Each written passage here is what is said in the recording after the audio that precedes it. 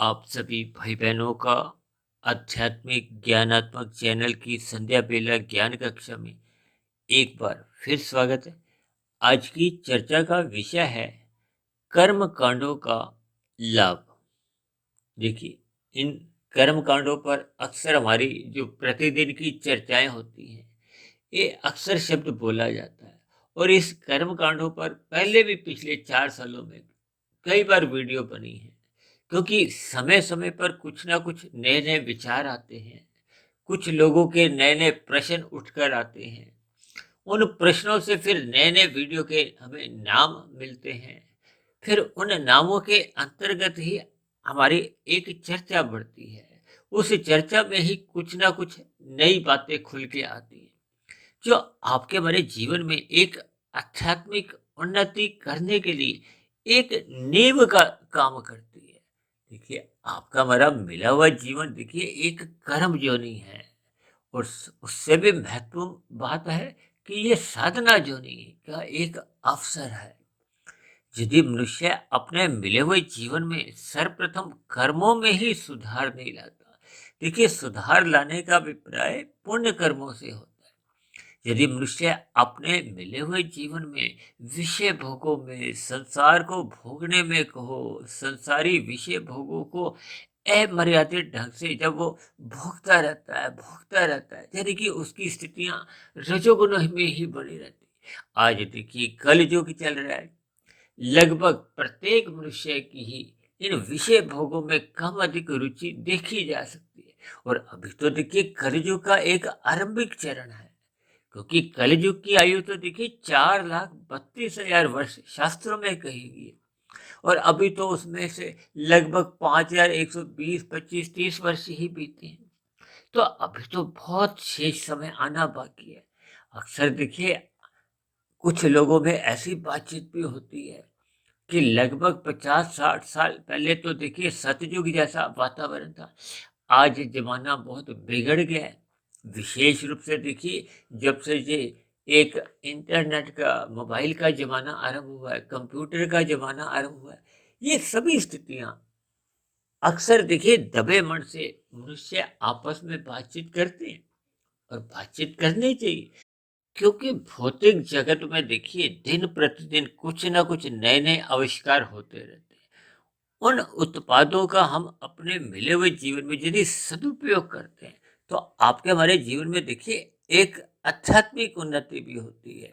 भौतिक उन्नति तो होती ही है, लेकिन जब जब हम उनका देखिए एक मौज मस्ती के लिए अधिक इस्तेमाल करते हैं, तो फिर आपके हमारे जीवन में देखिए कई प्रकार की बुराइयां उत्पन्न होती हैं। अब हम भी तो देखिए पिछले लगभग 4 वर्षों से इस आध्यात्मिक ज्ञानात्मक चैनल पर शास्त्रों में कही गई बातों पर ही चर्चा करते हैं। इस ज्ञान कक्षा में देखिए हम सुबह ब्रह्म मुहूर्त उपदेश की कक्षा में कुछ ज्ञान की बातें रखते हैं। भगवान, आत्मा, दो चेतन तत्वों पे बात करते हैं। प्रकृति के 3 गुणों पर चर्चा करते हैं। प्रकृति के 3 गुणों से ही आपके हमारे 3 शरीर बने हैं, स्थूल शरीर, सूक्ष्म शरीर, कार्य शरीर पर चर्चाएं होती हैं। ये सभी चर्चाएं हम ब्रह्म मुहूर्त उपदेश में भी करते हैं। और समाज में जो जो स्थितियां बनती हैं, उन स्थितियों को भी लेकर हम सैद्धांतिक बातों से जोड़कर शाम को संध्या बेला संदेश कक्षा में भी कुछ बातें रखते हैं। या कभी कभी आप भाई बहनों के जो प्रश्न आ जाते हैं, उन प्रश्नों के उत्तर देते देते भी कुछ वीडियो का हम एक प्रसारण सा कर देते हैं। तो ये सभी बातें जैसे जैसे आपके हमारे संज्ञान में आती हैं, समझ में आती हैं, तो उतने उतने स्तर पर आपको हमें अपने मिले हुए जीवन का एक उद्देश्य समझ में आता है। उद्देश्य क्या है? देखिए, खाना पीना मौज मस्ती करना मनुष्य जीवन का एक उद्देश्य कभी भी शास्त्रों में कहा ही नहीं गया। देखिए, जब तक आपका हमारा ये रजोगुण अमर्यादित होता है, तो फिर मनुष्य का देखिए तमोगुण में गिरने की संभावना कहो, तमोगुण में गिरने के सभी खिड़की दरवाजे वो खुलम खुला खुल जाते हैं और मनुष्य फिर अधोगति की स्थितियों को प्राप्त होता है। हालांकि एक साधारण मनुष्य इन स्थितियों को एक दबे मन से स्वीकार करता भी है और कभी कभी इसको अस्वीकार भी कर देता है। क्योंकि देखिए शास्त्रों में तो प्रत्यक्ष रूप से कहा गया है कि ये 84 लाख प्रकार की योनियां हैं। इस 84 लाख प्रकार की योनियों में नीचे की जो योनियां हैं वो दंड रूपी योनियां हैं, तामसी योनियां हैं। क्योंकि प्रकृति के देखिए 3 गुण हैं, तमोगुण, रजोगुण और सतोगुण। मनुष्य से ऊपर की योनियों को सात्विक योनियां कहा जाता है। मनुष्य योनि को स्वभाव से तो देखिए राजसी योनि कहा जाता है। हालांकि मनुष्य योनि में ही हमें सात्विक बनने का एक अवसर है। ये जन्म मरण के बंधन से छूटने का एक अवसर है, ताकि हम परमात्मा से जुड़े। अब परमात्मा तो देखिए एक विशुद्ध सत्वगुण ही सत्ता है। एक साधारण मनुष्य भौतिक जगत में रहता हुआ अक्सर अपने स्थूल शरीर के स्तर पर ही अपना जीवन यापन करता है। और जब मनुष्य स्थूल शरीर के स्तर पर ही अपने जीवन को अधिक महत्व देता है, तो फिर उसके जीवन में आध्यात्मिक उन्नति होने की जो एक स्थिति है वो बन नहीं पाती। क्योंकि आपके बड़े स्थूल शरीर से अंदर की जो एक स्थिति है वो सूक्ष्म शरीर है, जिसमें देखिए 5 भोग विषय भी आ जाती हैं, 5 कर्मेंद्रियां आती हैं, 5 ज्ञानेंद्रियां आती हैं। लेकिन मुख्य रूप से तो मन बुद्धि आते हैं। शास्त्रों में बार बार कहा गया ना, ये मन ही बंधन का कारण है, मन ही मोक्ष का कारण है। यदि मन रजोगुण में लग जाता है तो फिर जब बंधन मजबूत होते हैं। और दूसरी बात, जब जब मनुष्य का रजोगुण अमर्यादित होने लगता है तो उसका तमोगुण में गिरने की स्थितियां साधारणतः बनने आरंभ हो जाती है। क्योंकि ये दोनों गुण देखिए पास पास है, ये सारा का सारा संसार देखिए रजोगुण ही है। लेकिन इस रजोगुण को जब हम रस बुद्धि के साथ भोगते हैं तो मनुष्य का कहीं ना कहीं पतन होने की संभावना बनने लगती है। इसीलिए तो देखिए शास्त्रों में, वेदों में देखिए ये कर्म कांड विभाग एक रखा गया है। वेदों में तो देखिए बहुत ही विस्तार से इन कर्म कांडों पर चर्चा की गई है। हालांकि देखिए मैं उन कर्म कांडों को कोई एक कर्मबद्ध तरीके से नहीं, मैं तो देखिए एक साधारण शब्दों से शास्त्रों की बातों का जो एक निचोड़ मेरे समझ में आता है, जो बातें आपके हमारे जीवन में एक महत्वपूर्ण स्तर पर एक समझने की होती है, उनके भावार्थ को समझते हुए हम अपने मिले हुए जीवन में आध्यात्मिक उन्नति करने की स्थितियां बनाएं, ताकि हम विषय भोगों की गलियों में फिसलने न पाए। आज मनुष्य देखिए 24/7 को अधिक महत्व देता है। ये 24/7 क्या है? देखिए 24 घंटे, 7 दिन मनुष्य विषय भोगों में ही डूबता जा रहा है।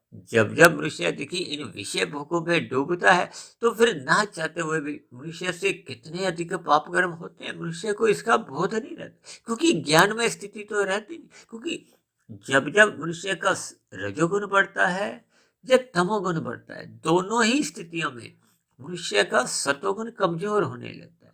हालांकि शास्त्रों में तो बार बार कहा गया, हम सभी की आत्मा देखिए ज्ञान स्वरूप है, परमात्मा आनंद स्वरूप है। जब जब आपके बारे आत्मा का प्रकाश को मूल स्थिति ज्ञान स्वरूप रहती है, तो हम परमात्मा के सम्मुख होते हैं। वो सुमुख रहना आत्मा का एक स्वभाव है। आत्मा और परमात्मा दोनों एक चेतन तत्व हैं। आत्मा को साधारण चेतन कहा जाता है, परमात्मा को परम चेतन कहा जाता है। परम शब्द केवल एक सत्ता के लिए आया, जबकि परमात्मा देखिए एक परम सत्ता है, सर्वोच्च सत्ता है, वो आनंद स्वरूप सत्ता है। इसलिए जब जब हम परमात्मा के सम्मुख होंगे, तभी तभी हमें देखिए आनंद मिलेगा। यदि हम माया के सम्मुख होंगे, तो जिस गुण विशेष का हम संग करेंगे, उस गुण विशेष का आपके हमारे व्यवहार में, जीवन में उसका रंग दिखेगा। देखिए ये एक साधारण सा गणित है। इस साधारण से गणित को मनुष्य जितना जल्दी समझ जाता है, देखिए इसमें कोई एक भ्रम की स्थितियां नहीं है। ये तो एक ज्ञान पूर्वक गणित है कि इसको हमें समझना होगा। मनुष्य को अपने मिले हुए जीवन में आध्यात्मिक उन्नति कुछ ना कुछ तो देखिए करनी चाहिए। भले ही देखिए ये कलयुग चल रहा है और मनुष्य को देखिए कम से कम पाप कर्मों से तो बचना ही चाहिए। अब मनुष्य को पाप कर्मों से बचने के लिए ही ये शास्त्रों में देखिए विभिन्न प्रकार के कर्म कांड रचे हैं। ये कर्म कांड आपको हमें देखिए प्रत्यक्ष रूप से पाप कर्मों से बचाते हैं। क्योंकि इन कर्म कांडों को देखिए जब जब मनुष्य ज्ञान पूर्वक करता है, तो उसका एक क्रमिक विकास होता है। उसकी सतोगुण में स्थिति मजबूत होती है, उसको परमात्मा को समझने में आसानी होती है। और जैसे जैसे वो परमात्मा को समझता जाता है तो उसके कारण शरीर में वो सात्विक स्थिति मजबूत होती जाती है, यानी कि आत्मा का जो मूल ज्ञान था वो पुनः लौटने लगता है। जब जब आत्मा अपनी मूल स्थिति में लौटने लगती है, ये जो माया का जो एक रजोगुनी रंग है, हालांकि ये रजोगुनी रंग को देखिए एक विक्षेप नाम से कहा गया है, एक धुंध की स्थिति से। कहते हैं ना, धुंध में हमें अधिक दूरी का नजर नहीं आता, इसलिए तो राशि मनुष्य को परमात्मा क्योंकि दूर की स्थिति है, परमात्मा का ज्ञान विज्ञान मनुष्य को समझ नहीं आता। और जब जब मनुष्य देखिए रजोगुण से भी नीचे तमोगुण में गिर जाता है, तो उसको तो देखिए फिर और भी अधिक दूरी बढ़ जाती है। जब देखिए 10 वाला 100 को नहीं समझ पाता, अब इसको आप चाहे देखिए 10वीं पास का ले लो और एक पहली क्लास के विद्यार्थी को ले लो। जब 10वीं क्लास के विद्यार्थी को ही उस बात की समझ नहीं आती, तो फिर पहली कक्षा में बैठे हुए विद्यार्थी को तो देखिए 10वीं कक्षा के भी ज्ञान नहीं है। अब ऐसी स्थिति में उसको देखिए 100 का ज्ञान नहीं होता, और परमात्मा तो भी उससे भी आगे की एक विशुद्ध सत्वगुणी सत्ता है, तो उसका तो उसको बिल्कुल भी बोध नहीं होता। तब ऐसी स्थिति विशेष में ये जो कर्म कांड है, ये करने मात्र से देखिए ये एक पुल का काम करते हैं। ये तमोगुण से रजोगुण में ले जाते हैं, फिर रजोगुण से ये हमें सतोगुण में स्थित करते हैं, बुद्धि देते हैं, एक विवेक शक्ति जगाते हैं। तभी तो कहा जाता है कि ये जो 4 पुरुषार्थ हैं, इसमें प्रथम पुरुषार्थ धर्म कहा गया है।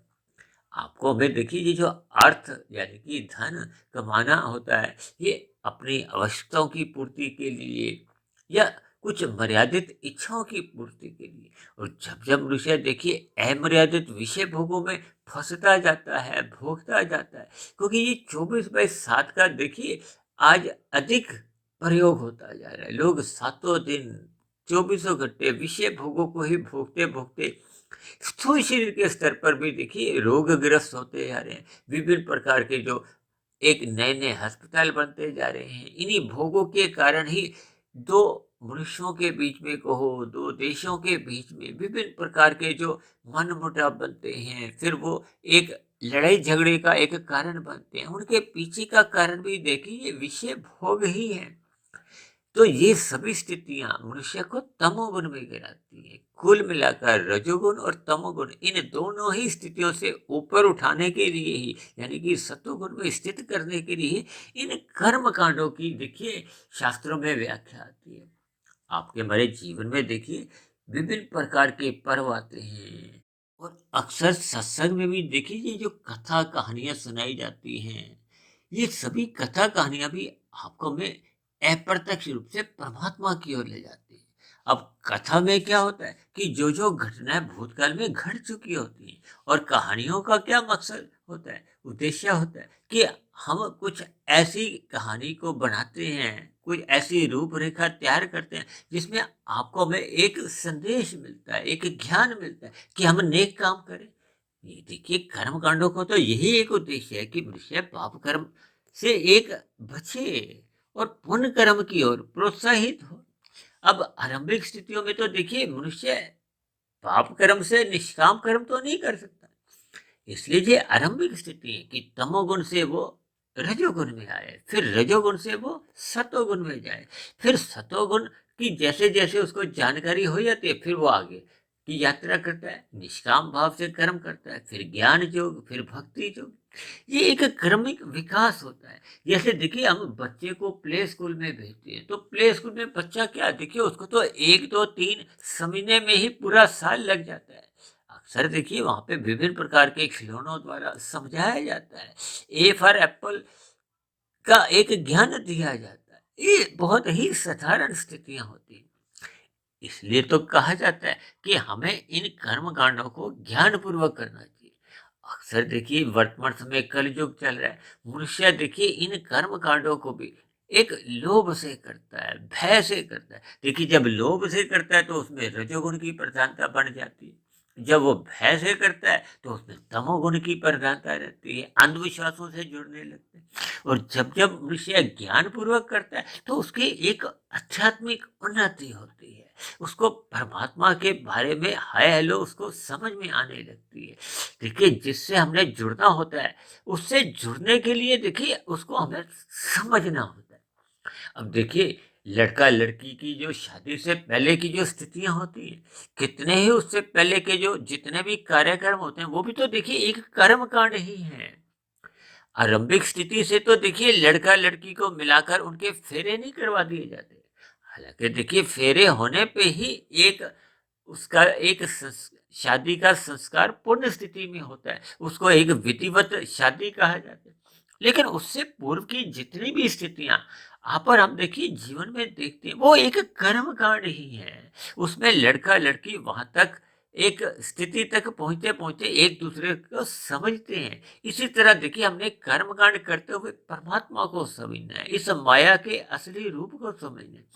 असली रूप का अभिप्राय देखिए माया अपने आप में कोई एक गलत नहीं है, लेकिन किस गुण का हमने कितना संग करना है, बस उसका ज्ञान लेना ही एक कर्म कांडों का एक उद्देश्य होता है कि किसी तरह मनुष्य अपने जीवन के उद्देश्य को समझ जाए और आध्यात्मिक उन्नति करना आरंभ कर दे। क्योंकि आध्यात्मिक उन्नति करते करते ही हम एक पूर्ण दिशा की प्राप्ति करते हैं। वो क्या है? मोक्ष की, आनंद की। क्योंकि चार पुरुषार्थ कहे गए, धर्म अर्थ काम मोक्ष। ये मोक्ष तो देखिए एक लक्ष्य है। मुख्य रूप से तो तीन ही पुरुषार्थ हैं और उनमें भी मुख्य रूप से देखिए अर्थ और काम में ही मनुष्य एक रचा बसा रहता है। और इस अर्थ और काम को यदि वो धर्म की लगाम से एक मर्यादा में नहीं रखता, जिसका उपदेश भगवान श्री कृष्ण ने गीता में बहुत ही क्रमबद्ध तरीके से, ये जो 5 घोड़ों की जो एक लगाम है अपने हाथ में रखी है। इसका उपदेश क्या है कि हमने ये जो 5 भोग्य विषय हैं जो आपके हमारे जीवन की देखिए अधोगति का कारण भी बनते हैं और आध्यात्मिक उन्नति के राह पर भी ले जा सकते हैं। यदि हम इन 5 घोड़ों को, 5 विषयों को हम मर्यादा में रखते हैं और यदि मर्यादा में नहीं रखते तो फिर देखिए जो स्थितियां आप कलयुग में देख रहे हो या आने वाले समय में दिखने को मिलेंगी, वो फिर सभी स्थितियां आपके हमारी देखिए अधोगति के रास्ते बनाती हैं। अब जो 80 लाख प्रकार की अधोगति की तामसी जोनियां, उनमें देखिए अक्सर कितनी ही ऐसी जोनियां जिनके मनुष्य देखिए नाम सुनकर ही भयभीत होता है। उनमें देखिए मनुष्य को फिर जाना पड़ता है। जाना उनको पड़ता है जो मनुष्य अपने मिले हुए जीवन में पाप कर्मों का कर्माशय ही बढ़ाते जाते हैं, बढ़ाते जाते हैं। अब जब मनुष्य के जीवन में देखिए कर्म कांड ही आरंभ नहीं होते, तब ऐसी स्थिति विशेष में एक साधारण मनुष्य का देखिए अधोगति की संभावना कहो, पाप कर्मों की एक प्रमुखता फिर बनी रहती है। अब देखिए विदेशों में तो ये कर्म कांड को वो महत्व नहीं देते, लेकिन वो अच्छे अच्छे नेक काम करने में एक विश्वास रखते हैं। अपने जीवन में देखिए सफाई का ध्यान रखते हैं, समय की पाबंदी का ध्यान रखते हैं, यानी कि कुल मिलाकर अनुशासित जीवन जीते हैं। अब ये अनुशासन भी देखिए कर्मकांड से ही संबंध रखता है। और जब मनुष्य देखिए विषय भोगों को ही भोगने में अपना जीवन बिताता है। अब ये जो मांसाहार भोजन का देखिए एक प्रचलन बढ़ता जा रहा है, ये तो एक निषेध कर्म है। शास्त्रों में देखिए विहित विहित कर्मों को विधि विधान द्वारा क्रमबद्ध तरीके से करना ही तो एक कर्म कांड है और पाप कर्मों से बचना भी एक कर्म कांड है। ये सभी स्थितियां आपके हमारे जीवन में क्रमबद्ध तरीके से जब बनने लगती हैं, तो ये आपके हमारे जीवन में एक व्यवस्था कायम करते हैं। जीवन एक संतुलित बनता है, व्यवस्थित बनता है, अनुशासित बनता है। ये सभी स्थिति जब हम देखिए एक कर्मबद्ध तरीके से करते हैं, तो आपके हमारे जीवन में ये कर्म कांड एक ज्ञान पूर्वक होते हैं। ये ज्ञान पूर्वक कर्म कांड होने से ही आपके हमारे जीवन में एक आध्यात्मिक उन्नति की नींव तैयार होती है। अब जैसे नर्सरी कक्षा है, फिर प्राइमरी कक्षा है, फिर उच्च ऊपर की क्लासें हैं, फिर कॉलेज की पढ़ाई है, फिर और ऊंची कक्षाओं में जब हम एक विशेष ज्ञान लेते हैं, ये सभी स्थितियां आपके हमारे जीवन में देखिए एक व्यवहार में हम देखते ही हैं। तो ये भी एक क्रमबद्ध विकास होता है। इसलिए हम सभी भाई बहनों को सर्वप्रथम देखिए अपने जीवन को अनुशासित करते हुए पाप कर्मों से बचना चाहिए, क्योंकि कर्म कांडों का जो एक प्रथम लाभ है वो मनुष्य को पाप कर्मों से छुड़वाना होता है। जैसे हम चाहते हैं, देखिए, अपना एक खुशहाल जीवन बनाएं, इसी तरह अन्य मनुष्य भी चाहते हैं कि उनसे कोई छल कपट, ठगी, हेरा फेरी नहीं करे। प्रकृति के अन्य पशु पक्षी ये भी तो जीवन चाहते हैं। वो भी अपने जीवन में नहीं चाहते कि उनकी कोई हत्या कर दे। अब जो मनुष्य, देखिए, मांसाहार भोजन का सेवन करते हैं, वो इन निर्दोष पशु पक्षियों का वध करते हैं, हत्या करते हैं। तो ये सभी स्थितियां आपका हमारा पाप कर्मों का कर्माशय बढ़ाती हैं। जब जब मनुष्य के जीवन में, देखिए, धर्म की एक आरंभिक स्थितियों का ज्ञान होने लगता है, फिर वो उसमें दया भाव उमड़ते हैं। दया भाव उमड़ते होने पे फिर वो मांसाहार भोजन छोड़ देता है, एक शाकाहार भोजन जिसका शास्त्रों में एक विधान बताया गया।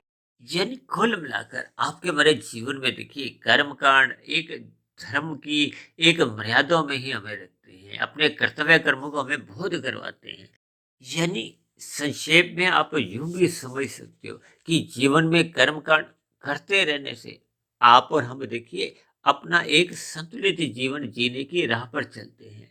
इनका हमें इतना ही लाभ है कि ये हमें परमात्मा की हाय हेलो करवाते हैं, परमात्मा का ज्ञान देते हैं, परमात्मा की ओर चलने का एक अवसर प्रदान करते हैं, ताकि मनुष्य ये जन्म मरण के बंधन से छूटा हुआ मोक्ष की स्थिति को, आनंद की स्थिति को प्राप्त हो। क्योंकि प्रकृति तो, देखिए, द्वैत है। यहाँ कर्मों के आधार पर, कर्म फल सिद्धांत के अनुसार आपको में सुख दुख मिलते हैं।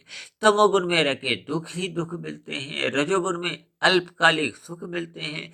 सत्वगुण में रहते हुए हम ज्ञान की स्थिति में रहते हैं, विशेष प्रकार के हमें सुख मिलते हैं और परमात्मा से जुड़ने के एक हमें अवसर मिलते हैं, अनुकूल स्थितियां बनने लगती हैं।